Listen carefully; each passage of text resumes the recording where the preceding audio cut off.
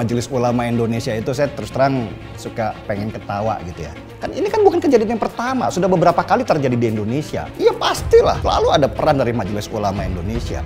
Saya kan selalu bertanya, apa sih peran daripada Majelis Ulama Indonesia ini lain membisniskan sertifikasi halal ya kan, dan sibuk mencari mana yang haram kan gitu kan. Nah, peran Majelis Ulama Indonesia dan peran Departemen Agama apa untuk supaya ini jangan terjadi hal seperti ini. Dan di sini juga harus ada reaksi dari aparat kepolisian untuk bisa mencegah orang-orang seperti itu. Konstitusi kita menjamin kebebasan beragama. Sudah perintahkan kepada aparat untuk bertindak tegas. Pelarangan terhadap pembangunan gereja. Ini Pemda ikut andil. Ini sudah bahaya. Dan ini tidak boleh dibiarkan. Mereka berdalih itu katanya nggak boleh. Kan nggak bisa begitu. Kenapa? Kok sekarang Muslim ini seperti ketakutan?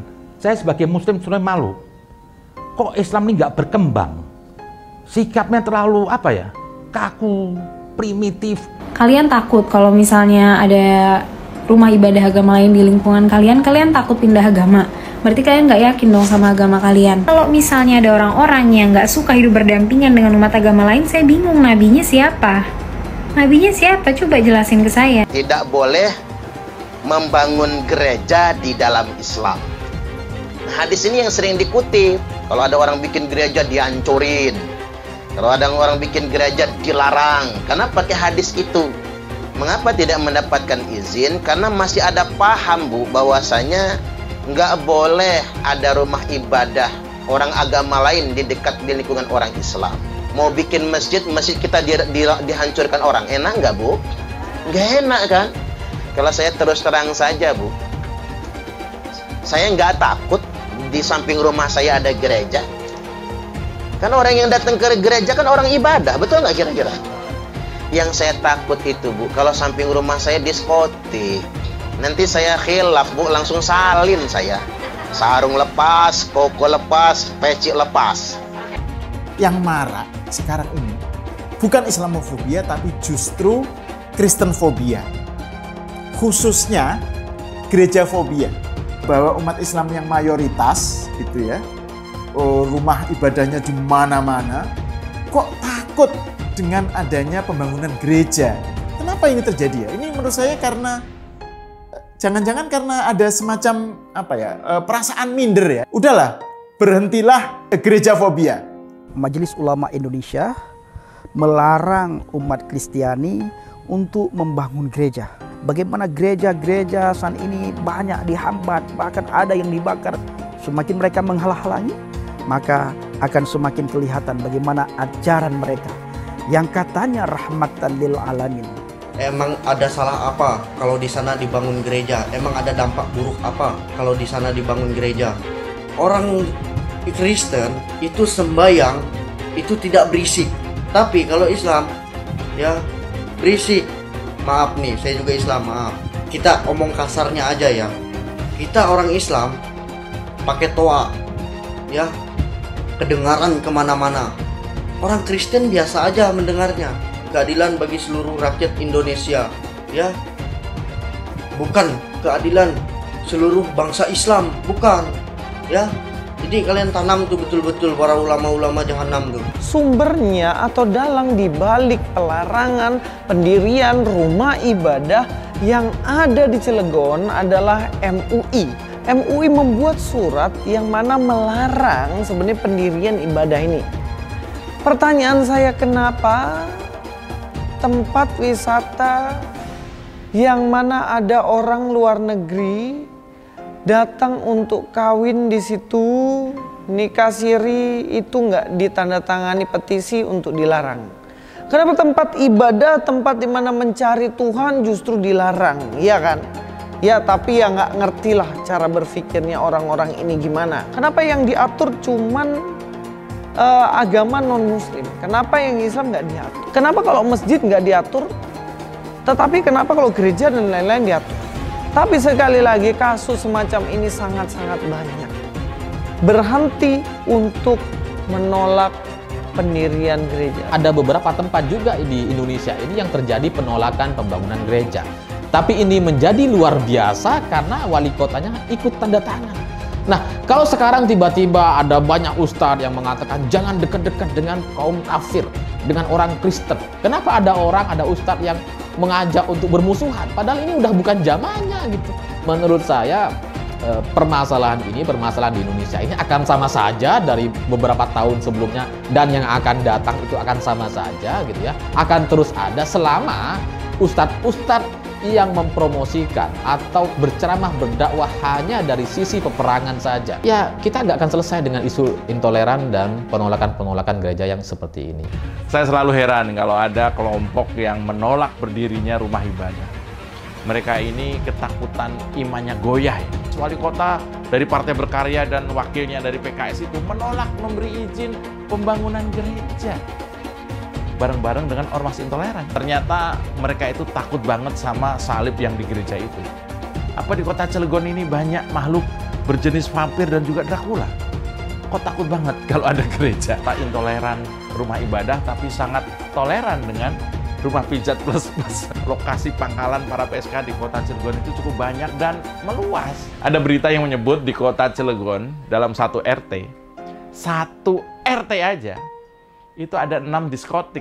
Di Cilegon sepertinya memang mau usaha apa saja bebas. Yang nggak bebas kan yaitu tadi, bangun gereja. Penolakan pembangunan gereja memang bukan berita baru di Cilegon. Masyarakat Cilegon, Banten harus malu. Wali kota Cilegon harus malu. Ustadz, Kiai, ulama Cilegon harus malu. Mereka harus malu karena menolak pembangunan gereja di kota itu. Sampai saat ini pun upaya Menteri Agama pun tak banyak membawa hasil. Nah, seperti di Cilegon ini lucu. Dia bilang katanya ini adalah kota ulama. Perut! Kenapa kok alergi, gatal, kemeriang melihat adanya gereja? Lucu saya. Kalau orang lihat salib lalu gemetar, memang kita setan apa? Pernah nggak kita bangun masjid, kemudian kita minta izin ke lingkungan sekitar kita? Nih, saya bisa yakinkan. Kenapa? Arogansi kita. Karena mentang-mentang mayoritas seenak udele. Di Bali saja di gereja boleh kok.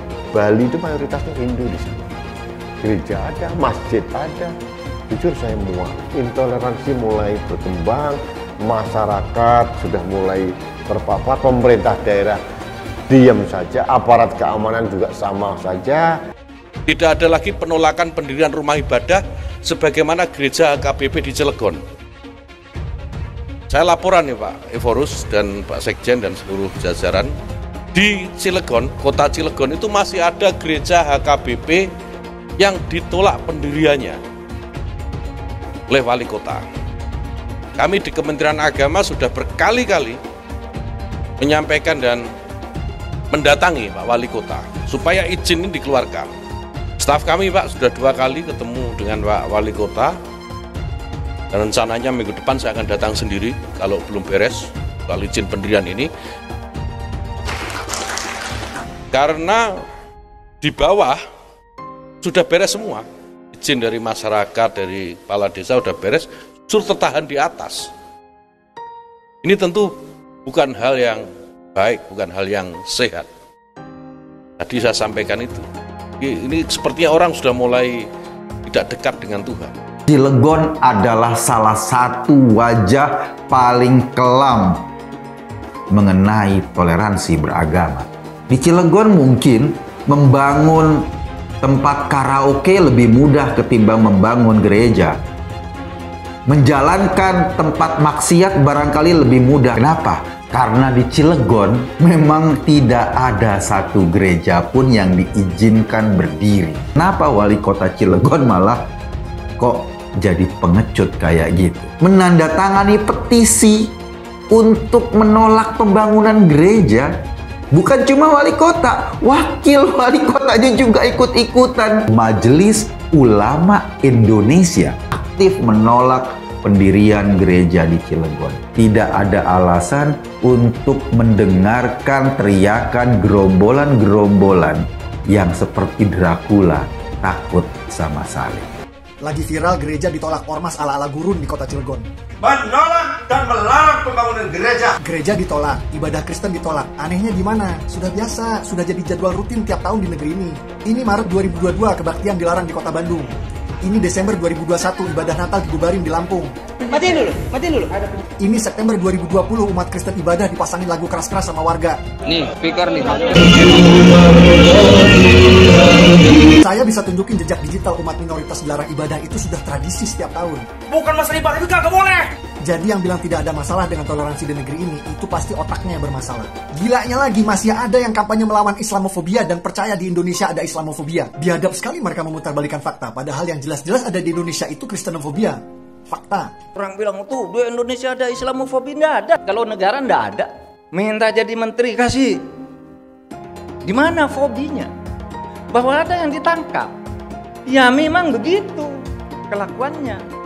Wah, itu ada ustadz dikriminalisasi. Kamu enggak tahu ya, saya bilang. Ustadznya berapa? Disebut 1, 2, 3. Ada lagi? Nah, kamu tahu enggak? Jumlah ustadz dan ulama di Indonesia ratusan ribu, hanya 2-3 kiai kamu ribut. Padahal dia terbukti melakukan kriminal. Nggak usah pakai dalil-dalil, kalau nggak hafal malah salah. Itu kan banyak tuh di TV itu, dalil-dalil salah. Akhirnya orang yang semula percaya jadi nggak percaya, orang ini nggak ngerti pada apa yang dibaca. Wah, ini berdebat harus khalifah dan nggak ngerti artinya khalifah, nggak ngerti artinya khilafah. Mau berdebat. Wah, pedang dari Allahu Akbar, orang dikejar sampai ketakutan. Orang dihajar, dipeloroti celananya sampai nangis, sampai pingsan, sambil teriak Allahu Akbar. Aneh mau laporkan Nandar Yonatan. Pernah tahu nama itu? Cari tahu di YouTube. Itu tukang provokasi agama itu. Nandar Yonatan. Ya kan? Provokator agama tuh, penista agama tuh sesungguhnya. Juga ngajak-ngajak orang diskusi agama, berdebat, terus saling menghina, saling merusak satu agama, dihina, agamanya dihina gitu. Semua siapapun juga yang menghina agama, saya laporkan polisi, ya kan? Jadi kalau ada orang agamanya Kristen menghina agama Islam, saya laporkan polisi. Kemudian kalau ada agamanya Islam menghina agamanya Kristen di YouTube, saya laporkan polisi. Jadi nggak ada lagi perdebatan agama tentang agama di YouTube yang sifatnya saling menjatuhkan. Oke? Nandar Yonatan, ya kan? Jadi dicatat tuh. Abdul Somad pernah mengatakan bahwa ada jin kafir di dalam salib dan melucu di hadapan jamaahnya seolah-olah ia lupa ke sebelah mana kepala patung salib itu terkulai. Mereka menista agama dan mazhab lain. Intinya mereka mengajarkan kebencian dan permusuhan kepada agama atau mazhab yang mereka anggap berseberangan dengan mereka, baik dengan cara mengolok-olok simbol maupun dengan mengatakan hal-hal yang buruk terhadap agama atau mazhab lain itu. Akhir-akhir ini kita makin sering melihat ustadz dan pendakwah menghina agama lain tersebut, agama Kristen gitu ya. Ini seperti dilakukan Ustadz Abdul Somad yang bilang bahwa ada di salib itu ada, di balik salib itu ada jin kafir. Bukan hanya melecehkan Tuhan, tapi melecehkan salib seperti yang dilakukan oleh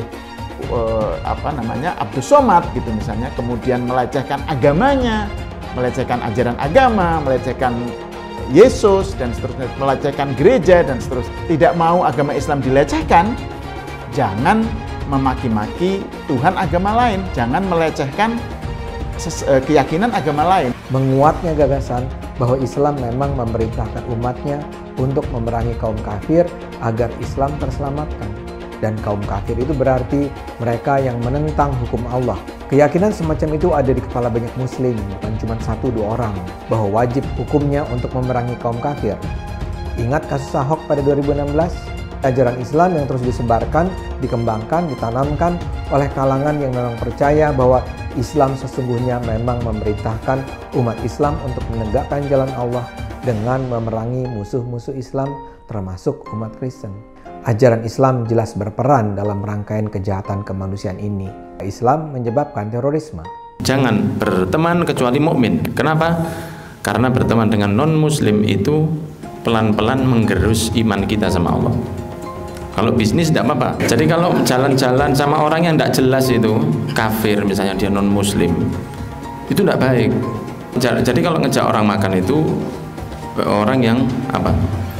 Yang bertakwa kepada Allah. Karena kalau dia tidak bertakwa kepada Allah, nanti kekuatan dari gizi makanan yang masuk ke badan si orang tadi itu akan membuat dia terbantu untuk maksiat. Kita lupa bahwa dia ada jelek yang sangat besar. Dia tidak mau dengan Tuhan kita, itu jelek itu, walaupun dia ganteng atau bersih ini kayak apa. Kenapa? Karena mengurangi iman kita. Makanya Rasulullah mengatakan, la tusahib, ojo jangan berteman dengan orang kafir. Inilah akhlak di hadapan Allah Subhanahu wa taala. Lagi viral video ceramah Habib Muhammad bin Anis Syahab karena berteman dengan non-muslim itu pelan-pelan menggerus iman kita kepada Allah. Katanya, masa iya jalan-jalan dengan teman non-muslim bisa menggerus iman? Ah, masa sih Beb? Segitu lemahnya iman sampai bisa tergerus hanya karena berteman dengan non-muslim? Makanya saya tanya, ini iman, keyakinan, apa pagar pembatas di Stadion JIS yang mudah roboh itu? Bib bin Anis coba, mobilnya apa? Mitsubishi Pajero Sport. Itu bikinan mana? Jepang. Yang bikin agamanya apa? Bukan Islam kan? Apa masa waktu Bib bin Anis naik mobil itu punya pikiran, wah mobil ini dibikin oleh orang non-Islam, mereka baik dan canggih sekali, ini orang-orang Islam kok nggak ada yang bikin mobil, duh keimanan Islam saya tergerus nih. Mosok gitu cara mikirnya. Terus waktu pakai HP itu merasa imannya tergerus karena yang bikin bukan orang-orang Islam. Ini benar-benar lucu dan konyol menurut saya. Kafir, tak bersunat, tak mandi wajib, berzina kerjanya. Jangan suka kepada orang kafir. Sobat itu tidak Pancasilais. Kenapa? Dalam Pancasila ini mengaku ada lebih dari satu agama. Begitu dia menghina salib, berarti Anda tidak Pancasilais. Mengatakan salib itu tempat jin. Kok bisa Anda mengatakan salib itu tempat jin? Itu kan alat sesembahan mereka, simbol kesembahan mereka. Apa di sini Anda cuma hanya ingin mengadu domba aja, Pak Somad? Harusnya Anda itu diproses di polisian, Pak Somad. Ini Anda sudah jelas-jelas sekali nih Anda menghina simbol ketuhanan umat Kristen. Coba kalau seandainya dikembalikan, masjid itu tempat jin-jin, pasti umat Islam marah. Itu Abdul Somad juga ngomongnya hebat banget. Kita ikutin saja demokrasi pemerintahan sekarang. Nanti kalau kita sudah berkuasa, kita ganti dengan khilafah. Enak aja, siapa sih Somad ini? Sekolahnya di mana? Begitu ditangkap, ketakutan. Begitu ditangkap, ciut. Halal haram demokrasi. Kita pakai dulu sementara sistem kafir ini. Orang bilang kafir mana bisa? Sementara kalau semuanya sudah baik, kita pakai sistem Islam, naik khalifah. Bapak Ibu yang dimuliakan Allah, oleh sebab itu solusi penyelesaian umat ini hanya satu. Apa itu? Khilafah. Mencuri listrik. Ini dalil yang mengatakan boleh. Ingat baik-baik, kalau mau mencuri, pegang dalil. Negara yang tidak adil, kalau begitu boleh dicuri. Karena listrik ini diambil dari alam, maka itu milik Allah Subhanahu wa Ta'ala. Punya Allah, berarti milik bersama. Kita curi aja. Apa hukumnya berwisata ke tempat ibadah orang kafir? Contohnya Candi Borobudur. Hukumnya haram, karena itu termasuk persetujuan kepada peribadahan mereka. Kita nggak boleh datang ke situ kecuali untuk satu tujuan. Mau membubarkan orang yang lagi beribadah kepada selain Allah. Haram hukumnya masuk ke rumah ibadah orang lain. Haram. Hidup ini mesti kita jangan balik lagi ke zamannya abad ke-6 ke-7 gitu loh. Itu atau goblok atau sinting gitu, saya juga nggak tahu. TV itu dikatakan para ulama haram. Maka usulan anak kepada antum-antum yang punya TV, buang tuh TV, bahaya. Bagaimana hukumnya musik dulu kan? Saya katakan haram. Surah 26 As-Sikat 31 ayat 6 dulu kan udah dibacakan. Dari mana musik itu? Dari gereja. Musik bagian ibadah Kristen. Makanya sekarang mereka nyanyi, Pak. Haleluya, puji Tuhan. Sorga. Kapan musik masuk Islam? Pernah nggak musik mualaf? Itu permainan syaitan. Jual beli musik haram, duitnya haram. Jual beli alat musik, gitar, piano haram, duitnya haram. Penyanyi dapat duit dari nyanyian haram karena Allah mengharamkan nyanyian musik. Itulah yang ditempelkan salib di belakang ambulan. Kalau masjid kita punya ambulan, balik dari sini ambil pilok. Pilok itu lambang yang ada di ambulan, ganti dengan bulan sabit. Orang kafir itu di neraka. Yang dimaksud patung Yesus Kristus, patung Brahma bin Hindu Siwa, patung semua patung itu jadi bahan bakar api neraka. Nanti membakar orang yang menggambarnya. Apakah ini adalah Tuhan, Ibu sekalian? Tidak, ini bukan Tuhan. Kalau dia punya tangan kayak manusia, tangannya 4. Kalau gitu kalau ada barangnya 8 gimana? Tambah lagi tangannya. Apakah ini adalah Tuhan, Ibu sekalian? Kalau ada yang bilang ini adalah Tuhan, tanya Tuhannya yang mana? Yang kiri atau yang kanan? Dia ketawa terus dan dia sejahtera karena itu dia makan terus seluruhnya. Agama Kristen Tuhannya sudah mati di kayu salib. Ka'bah itu apa? Ka'bah patung, tembok. Muslimin ya ampun-ampunan alasan. Coba ditantang dia. Si Somad itu. Kenapa nggak dia yang jihad? Si Habib Rizik kenapa dia yang nggak jihad? Ya yang walau di jihad lah dia. Mau dia jihad? Mau ditangkap aja udah nangis-nangis. Jangan katakan bom bunuh diri. Ini banyak wartawan-wartawan yang tidak islami memakai istilah-istilah kafir tanpa dia sadari.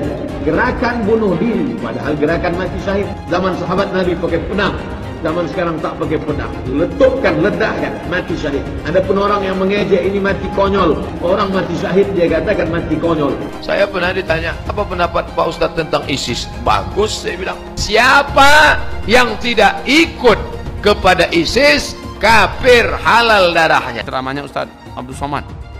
Ya, ceramah yang membenarkan bom bunuh diri. Bom bunuh diri itu memang benar dalam Islam dan ini mengamalkan surat Al-Anfal ayat yang ke-60. Orang Islam yang baik itu yang menjadi teroris. Buka Al-Anfal ayat 60. Kesibukan para lelaki yang masuk surga di surga adalah memecah perawan istri-istrinya. Perawan terus. Mereka menyatakan bahwasanya kesibukan penduduk surga itu memecahkan keperawanan para bidadari. Ternyata ini kesibukan mereka. Bagaimana mereka tidak sibuk? Sementara bidadari yang Allah siapkan bagi mereka sangat luar biasa, indah, cantik dan moleknya. Salah satu nikmat yang ada dalam surga adalah pesta seks. Minta maaf, karena inilah yang kita tahan-tahan di dunia. Saya bukan mengatakan Bible Kristen fiksi. Bible Kristen itu palsu. Biar jenderal 100 bintang, kalau kafir kau ke neraka, tidak ada urusan. Pancasila Soekarno, ketuhanan ada di pantat. Anak Tuhan dari mana? Kalau Yesus anak Tuhan, bidangnya siapa? Besok di seluruh wilayah Indonesia kami katakan bahwa Karena di salib itu ada jin kafir. Karena di salib itu ada jin kafir. Karena di salib itu ada jin kafir. Haleluya. Kepalanya ke kiri apa ke kanan? Kepalanya ke kiri apa ke kanan? Tetap percaya salib itu lambang mulia, bukan jin. Kok ketawa? Aku nggak nyindir siapa-siapa loh. Jarang, saya belum pernah nengok Cina kerasukan setan. Pernah tak Ahok itu kerasukan setan? Enggak, setannya juga pernah. Karena sesama setan jarang saling menggoda. Saya nggak pernah mundur untuk kebenaran, keadilan, kejujuran, dan peri kemanusiaan. Gue nggak pernah mundur. Dan gue gak pernah takut juga sama lu. Siapapun yang rasis, gue akan hadapin. Karena rasis itu tidak berperi kemanusiaan. Sama saya ditanya dulu kan, kamu nyesel gak statement kamu di Pulau Seribu sehingga masih masuk penjara? Tidak pernah nyesel. Karena saya mengatakan kebenaran. Hai semua, dengan saya Jonas Leong. Terima kasih banyak buat kalian, penonton setia yang selalu menonton di channel ini. Saya secara personal sangat menghargai waktu kalian. Dan saya sudah menganggap kalian sebagai family karena kalian selalu support di channel ini. Bagi kalian yang selalu menuliskan opini kalian di kolom komen, saya baca komen kalian satu persatu. Saya baca komen kalian untuk mengetahui opini kalian, tanggapan kalian, dan masukan kalian sangat berguna untuk video selanjutnya. Terima kasih banyak buat kalian yang selalu menekan tombol like di awal video. Video seperti ini membutuhkan waktu dan juga research. Dan ini semua gratis untuk kalian.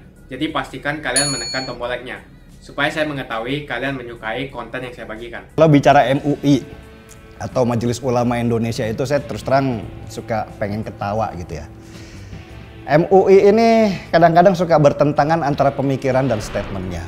Permasalahannya, apakah MUI sudah cukup mempunyai power untuk bisa menghalangi bagaimana supaya kejadian ini tidak terulang? Kan ini kan bukan kejadian yang pertama, sudah beberapa kali terjadi di Indonesia. Yang perlu dicatat adalah fase-fase orang untuk kemudian melakukan seperti yang kemarin di Gereja Katedral itu adalah pertama terpapar dulu. Dari mana mereka terpapar? Yaitu dari bentuk pengajian-pengajian atau di majelis-majelis di mana para penceramah-penceramahnya tidak pernah diperhatikan oleh MUI. MUI lebih banyak memperhatikan kulkas, memperhatikan baju ya kan untuk stempel halal, tapi tidak pernah memperhatikan para penceramah-penceramah ini yang sangat merusak. Dan ini berbahaya di sana. MUI seperti gagap menghadapi mereka, tidak mau untuk berbicara bahwa para penceramah ini adalah orang-orang yang tidak boleh kamu dekati. Ya kan? Ketika dia mencari agama, dia ketemu dengan penceramah yang salah. Ya akhirnya dia jadi salah. Nah pertanyaannya, di mana peran Majelis Ulama Indonesia terhadap situasi ini? Ketika dia sudah terpapar yang fase pertama, dia menjadi orang yang bisa dibilang radikal. Ya. Ketika dia sudah mulai melakukan mendapatkan kebencian dalam hatinya terhadap golongan-golongan berbeda sama dia, itu masuk kepada fase ketiga dan fase yang paling genting, yaitu dia bisa melakukan serangan kepada tempat-tempat ibadah atau ke orang-orang yang tidak sesuai dengan keyakinan dia. Ini kan bahaya. Kalau sudah masuk fase terakhir atau fase ketiga ini memang sudah tugas daripada aparat kepolisian, karena dia sudah melakukan sesuatu atau akan melakukan sesuatu. Tengok ya, gelar ulama itu adalah gelar pengakuan kepada orang-orang yang mempunyai keilmuan di dalam agama, itu yang cukup. Nah, ketika dia punya pengetahuan ilmu agama yang cukup, bagaimana dia membaktikan dirinya kepada masyarakat supaya jangan ada orang-orang yang salah jalan di dalam memahami agamanya. Itulah yang kemudian saya pertanyakan, MUI itu ada di mana pada situasi seperti ini? Jangan kemudian cuma mengutuk ketika itu sudah terjadi. Mengutuk itu gampang. Saya bisa, anak saya juga bisa kalau cuma mengutuk. Tetapi Anda sebagai ulama, peran apa yang Anda bisa lakukan supaya tidak terjadi hal yang sama di Indonesia ini? Iya pastilah. Selalu ada peran dari Majelis Ulama Indonesia. Saya kan selalu bertanya, apa sih peran daripada Majelis Ulama Indonesia ini selain membisniskan sertifikasi halal, ya kan, dan sibuk mencari mana yang haram kan gitu kan? Ini loh yang paling penting. Penceramah-penceramah yang salah ini selalu diberikan panggung, seperti Yahya Waloni. Terus MUI kok diam saja? MUI kok tidak menganggap bahwa itu adalah sesuatu yang berbahaya? Ceramah-ceramah seperti dia itu akan membangun paparan-paparan yang salah daripada orang-orang awam. Statement mereka selalu bertentangan. Kalau memang dianggap tidak beragama atau memang keluar dari agama, ya sudah bikin fatwa dong. Bahwa mereka yang sudah melakukan serangan-serangan yang merusak dan mengakibatkan korban jiwa kepada orang lain tidak berdosa, ya jangan disolatkan. Atau bikinlah pernyataan bahwa perbuatan mereka itu haram dan tidak diterima. Dan mereka pasti akan masuk neraka. Kan itu saja sudah cukup peran-peran MUI. Selebihnya adalah pembinaan-pembinaan kepada para penceramah-penceramah. Nah pertanyaannya, apakah itu sudah dilakukan MUI? Lah kalau semua tidak ada yang mengatur seperti ini, ya jangan salahkan kalau kemudian terjadi serangan-serangan seperti di Gereja Katedral kemarin. Dan kalau sudah terjadi serangan, jangan kemudian denial, menyangkal bahwa dia tidak beragama. Ini Anda di dalam masalah agama Islam sekarang ini. Ya kan? Nah peran Majelis Ulama Indonesia dan peran Departemen Agama apa untuk supaya ini jangan terjadi hal seperti ini? Bahaya sekali kita ini. Yang diajarkan kebencian, yang diajarkan itu adalah sesuatu yang sangat menyinggung umat agama lain. Yang diajarkan adalah kebodohan. Masa di dalam sebuah ceramah, saya pernah dalam sebuah ceramah gitu, penceramahnya bicaranya tentang perang kan gila. Ya. Mana agama yang saya anggap sebagai sesuatu yang membuat saya damai? Saya itu mencari agama itu untuk membuat saya menjadi stabil, untuk membuat saya menjadi damai dan sejuk. Kalau kemudian saya setiap hari harus dibombardir otak saya dengan perang, ya akhirnya saya akan muncul dengan orang yang siap perang. Ya seperti yang kemarin menyerang Gereja Katedral. Lawan kelompok-kelompok mereka itu dan jangan takut dan jangan diam. Ketika ada penceramah-penceramah yang memaksakan nilai-nilai kejahatan di dalam semua ceramah mereka, viralkan. Jangan kemudian didiamkan dan disimpan dan dianggap bahwa itu bukan bagian daripada kita. Viralkan. Dan kalau bisa mention, ya kan, tag itu lembaga-lembaga yang punya kredibilitas, ya kan, untuk mengatasi masalah seperti itu, seperti Kementerian Agama ataupun sampai ke aparat kepolisian. Dan di sini juga harus ada reaksi dari aparat kepolisian untuk bisa mencegah orang-orang seperti itu. Ada media sosial, suarakan suara Anda, jangan pernah takut jika Anda benar. Apapun yang kita lakukan, tujuan dan niatnya hanya satu. Bagaimana persatuan Indonesia tetap kokoh di antara umat beragama, semua suku dan semua ras di Indonesia. Dan di sini juga harus ada reaksi dari aparat kepolisian untuk bisa mencegah orang-orang seperti itu. Ada media sosial, suarakan suara Anda, jangan pernah takut jika Anda benar. Apapun yang kita lakukan, tujuan dan niatnya hanya satu. Bagaimana persatuan Indonesia tetap kokoh di antara umat beragama, semua suku dan semua ras di Indonesia. Hai teman-teman, kalian tahu tidak? Saat ini kita dengan gampangnya bisa memiliki saham global seperti perusahaan Google, Apple, Facebook, dan lainnya. Kalian tinggal klik link di kolom deskripsi lalu lakukan registrasi. Dan Anda semua berkesempatan untuk langsung mendapatkan welcome bonus. Kalian akan diberikan satu saham gratis secara acak sebagai welcome bonus. Seperti saham Tesla, Apple, Facebook, atau saham dunia lainnya. Menarik bukan? Cukup satu klik, kamu bisa investasi dengan mudah tanpa ribet. Tanpa dikenakan fee atau komisi. Cocok untuk investor pemula. Canggih dan gampang kan? Yuk daftar hari ini sebelum promo welcome bonus ditutup. Kenapa investasi di saham global? Karena jika kita lihat kenaikan saham global di tahun belakangan sangatlah fantastis. Dan mempunyai peluang yang sangat bagus ke depannya. Kalian juga berkesempatan untuk mendapatkan saham yang nilainya hingga $1.000 atau 15 juta rupiah. Registrasi dengan menekan link di kolom deskripsi untuk mendapatkan welcome bonus dan saham gratismu. Sebelum saya tutup, jangan lupa like video ini. Cuma deposit, kalian sudah bisa langsung mendapatkan cuan. Ajak teman-temanmu untuk berinvestasi di saham Amerika karena peluang dan potensi yang sangat bagus berinvestasi di saham yang berskala global. Makasih banyak buat kalian yang nggak skip dan nonton video ini sampai habis. Saya secara personal sangat menghargai waktu kalian. Makasih banyak buat kalian yang sudah tekan tombol subscribe, dan makasih banyak buat kalian yang sudah tekan tombol loncengnya. Jangan lupa bagikan informasi ini ke teman atau family Anda. Mungkin teman atau family Anda membutuhkan investasi ini. Oke guys, sekian dulu dari saya. Jangan lupa follow Instagram saya di @johannesleongofficial untuk kata-kata motivasi setiap harinya. Bagi kalian yang termotivasi nonton video ini, ayo like video ini dan subscribe di channel ini. Dan buat kalian yang sudah subscribe di channel ini, jangan lupa tekan tombol loncengnya supaya kalian mendapatkan notifikasi setiap kali saya upload video.